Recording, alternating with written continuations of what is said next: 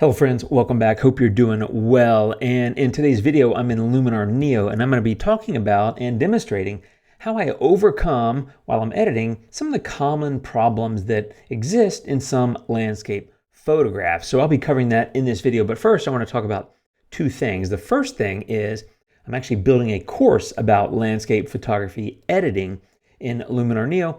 I'll be sharing that as soon as it's ready. It's going to be a little while, but I am working through all of that, and I think it's going to be pretty awesome. I've got some really cool stuff that I'm going to be sharing.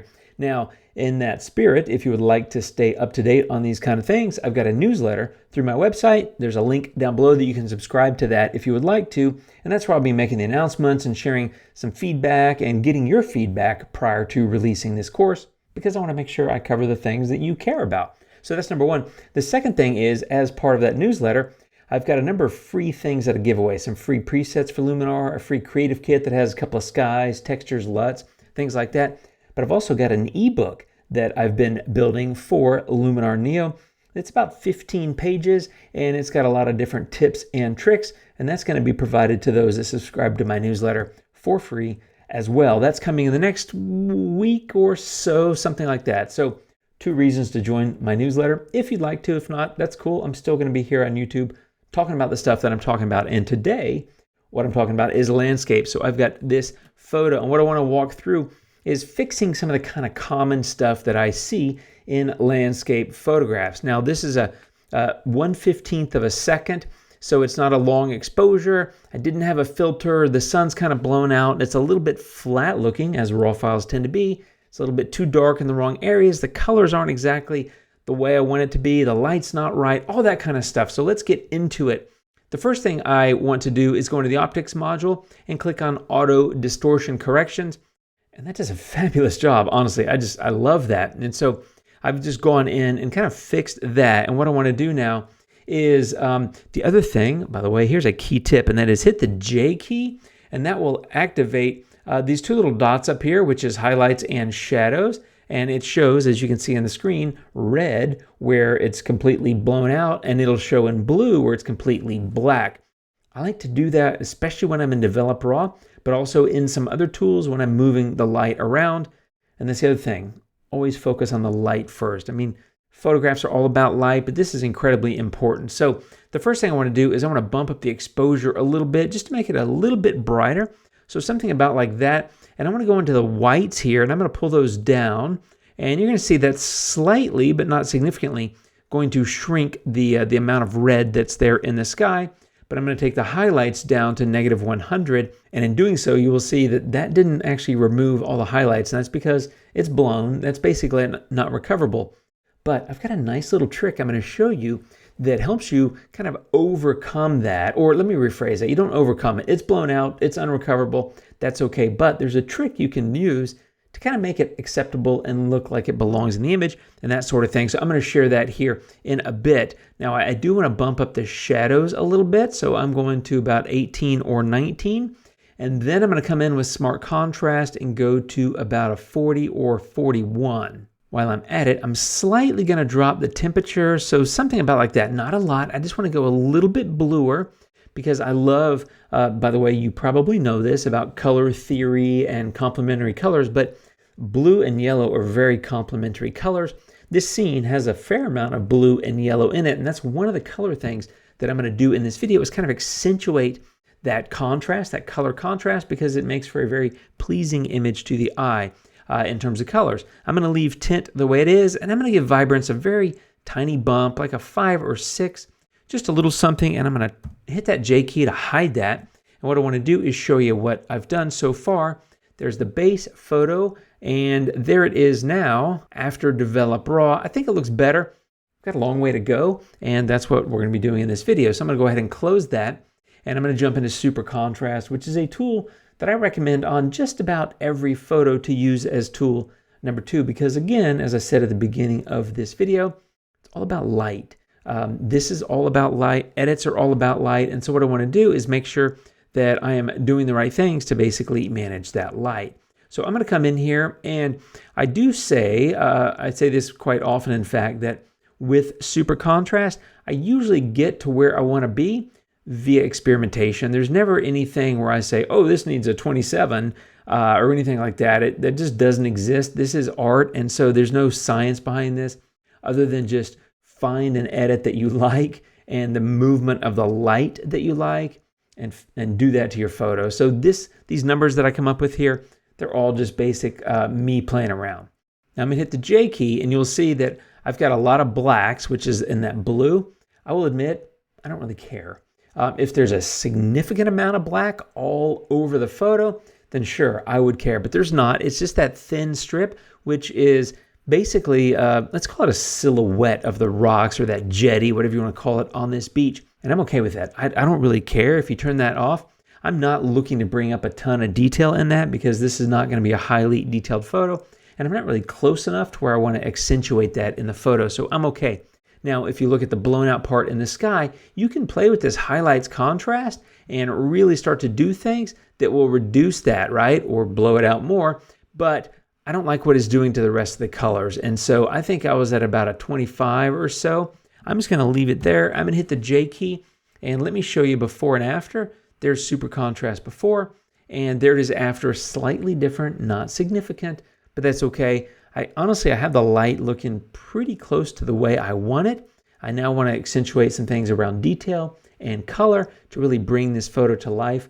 But I also have a little thing I'm going to do with the sun here in a minute. Okay, detail. I tend to use Structure AI quite a bit, and you've probably seen me quite often, if you've watched my videos before, go to negative to smooth out sky and water. But what I realized in editing this photo is I don't really care about having positive structure anywhere in the photo. Again, to go back to what I mentioned a minute ago, these rocks are so dark that they're essentially a silhouette, and I like it. It's a nice contrast, I think, with a slightly lighter foreground and a much lighter sky to have that kind of dark line there. And so there's no reason, in my opinion, to add structure to this photo. So when I first reduced structure, I was going to use a a linear gradient mask and drop that into the sky. But actually, I'm just going to leave it across the entire photo. So it basically softened things up a little bit in the sky and the water and everywhere else. But again, we're not close enough and the rocks are not bright enough to notice any difference in them with the negative structure. So it just works fine. What I do recommend is you use the masking tools and apply structure selectively in your photo most of the time. There's exceptions to every rule, like the one I just broke. But that's that. So I've done a lot of things around light, but not everything, and that's okay. I don't always do light completely at the beginning. I do majority of my light work, and then I might go into some detail and some color work, and then I might come back and do some light. That's what we're doing today. Light is mostly done. Detail is done because I just basically smoothed out the photo, and I'm going to get into color. And what I want to do with color is basically take the highlights to about a 30 here. And so I'm in highlights, which is here, and the hue is kind of that reddish because I'm all the way to the left. I'm leaving hue at 0, and I went to 30. So if you look at the brighter parts of the photo, the highlights, they went from that, see how blue it was, to that. You can see it's picking up some warmth because there's a lot of highlights all across this photo. And speaking of that, I'm going to go in now to color harmony, and I'm going to go into split color warmth. And here, I'm just going to take the warm colors slightly warmer, like maybe a 4, and the cool colors slightly cooler, like maybe a -15. And all I'm doing is accentuating the difference between what's kind of warm and what's cool. I'm making the warm stuff slightly warmer. I just don't want to overdo it because there's already a pretty good amount of yellow-orange warmth just there above the horizon, kind of below the clouds. And the cool, I'm going a little bit more there because I want to accentuate that cool and warm difference.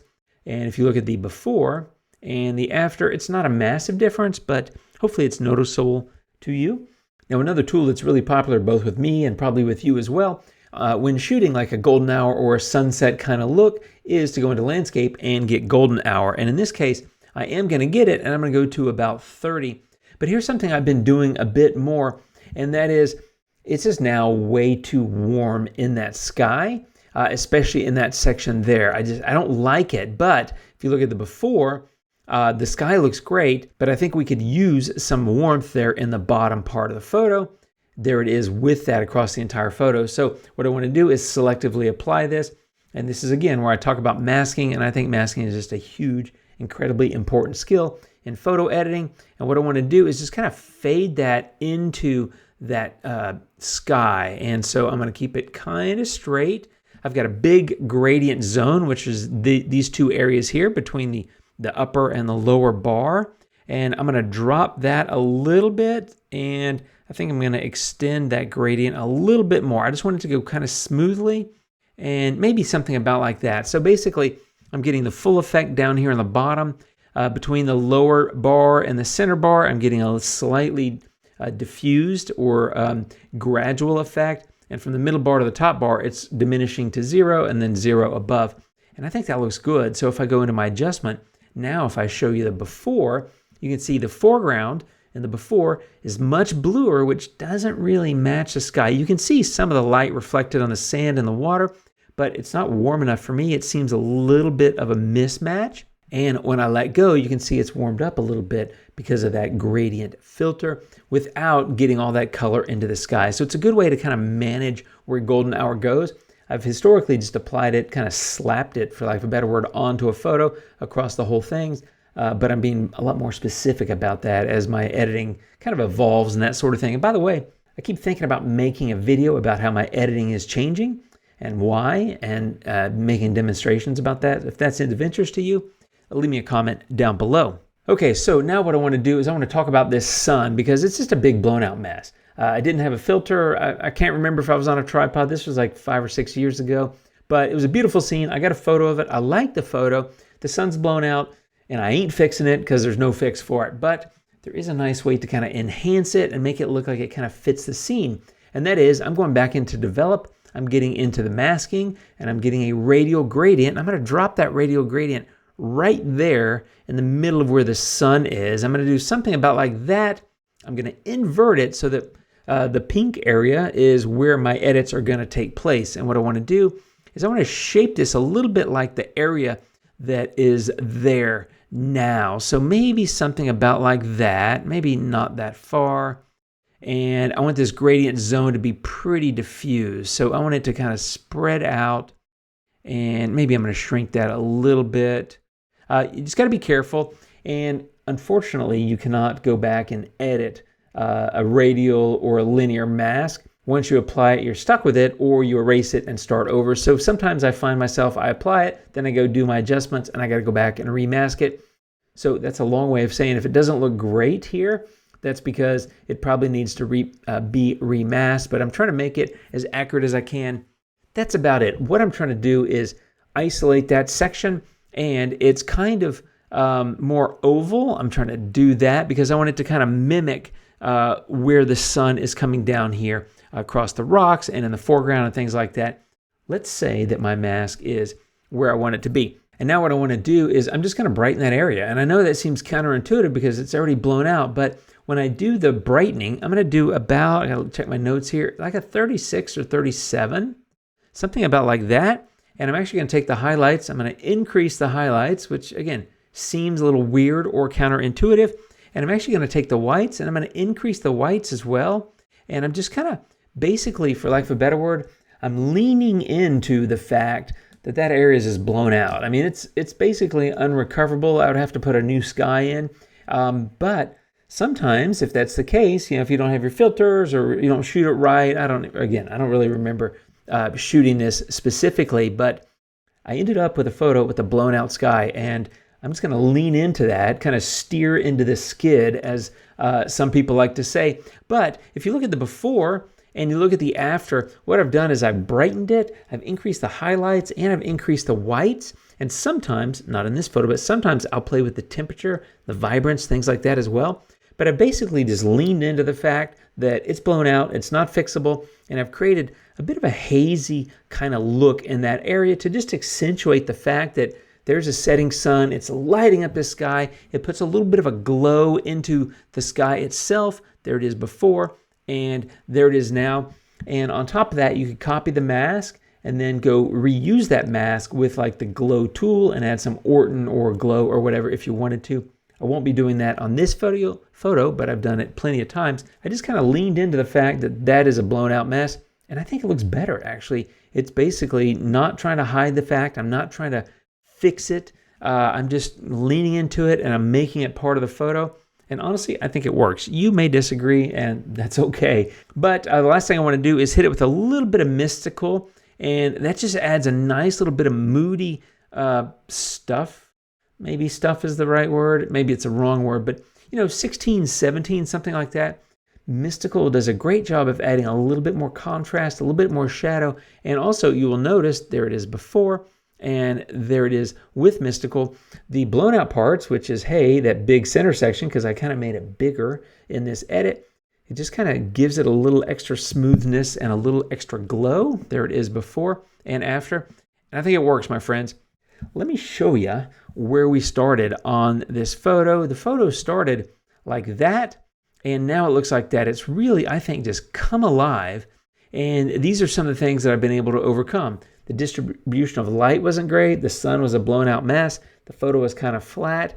It didn't really have the appropriate level of detail or lack of detail. And the colors were off. But now I think we've got a beautiful, stunning sunset.